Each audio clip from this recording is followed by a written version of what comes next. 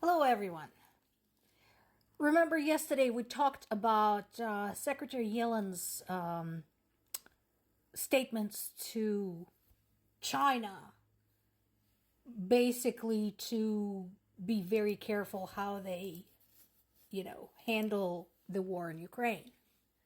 Particularly, there is a concern that China is supplying Russia with products, parts, ammunition, supplies that enable Russia to wage this war and continue trading with Russia despite sanctions. And at the time, I said, saying to China that there will be consequences means nothing unless you say what consequences and when they will be implemented. Case in point, here we are. Russia's Foreign Minister Lavrov, one of the top assholes there, who has been spreading lies about the war in Ukraine, is going to visit China to talk about what? All together now, the war in Ukraine. So my question now is, in the face of this meeting, what will be done if China continues to stay in bed with Russia, which it likely will? What are the consequences? Let's get back to that and let's be specific. Because just saying, oh, it's going to be very bad is not going to cut it. Not anymore. So this headline is posted repeatedly, in this particular case by The Guardian. And my question to you guys is this. Are you going to continue basically serving as a repost service for the Russian media? Because here's what's going on with this particular story. We have no proof that it was Ukrainian drones that attacked the Zaporizhzhia nuclear power plants. And there is every possible bit of logic that suggests that is completely unlikely. So far, the only news sources that say it was Ukrainians are the Russian news sources. Now let's compare this to how this is covered by a Ukrainian source.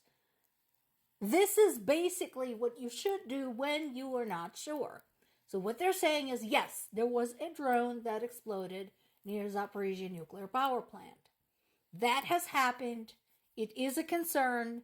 Again, what's happening at that power plant has been a concern for 2 years since it's been occupied by Russians. And what they're saying is that, honestly, we don't know who launched the drone. We have a lot of drones flying around. It could have been ours that veered off course. It could be one of Russians. Now, who are the people who are launching a lot of drones in that direction? Yeah, we know who that is. So, I am urging not just The Guardian, but all of the world's news sources, American, British, any of the European ones, please do not rely on Russian sources only. Because people are only looking at the headlines. And what this is going to do, if you're going to report it how you did, it's going to harm Ukrainians, because people are going to point fingers at Ukraine now and say, oh, look, they're, sending drones against their own nuclear power plant. Come on, guys.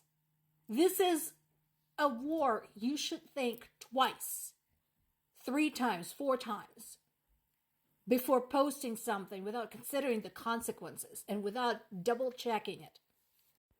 Now, the second piece is something that has been confirmed by more than one source. So the use of illegal chemical attacks against Ukrainian soldiers, yes, that has been confirmed, and it can be verified with spectral imaging and satellite imaging. So that is a story you can actually, talk about with reasonable degree of confidence. Of course, the fact that Russians are doing it, again, At this point, they have violated so many conventions, it's not even funny, and they will continue doing so because there have been no consequences.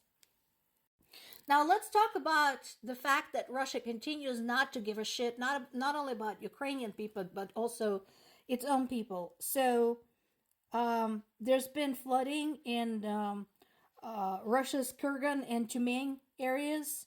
And basically, instead of sending them some help, Putin just called them, and basically the message they got, well, what can I tell you? That's what happens in your area this time of year. It floods. Deal with it. So that's example number one. Example number two. This.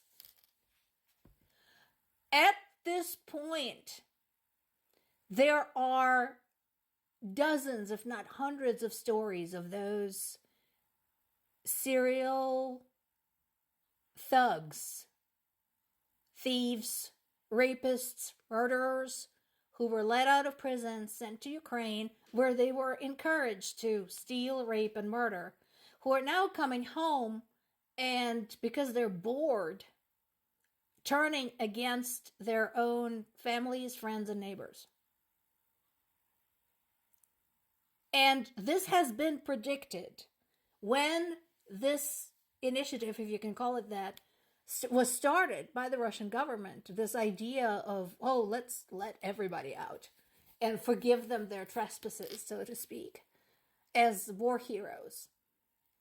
Ukrainians warned them, it's like, do you even understand what they're doing? Because these guys are going to come home and go back to, what they've been doing. Apparently, they don't care. And so this is happening. And, if you're so worried about Russian people, when you reproach Ukrainians for how they wage war, for how they, for example, target Russia's oil refineries that are legitimate military objects, and so on and so forth, how about you focus on this?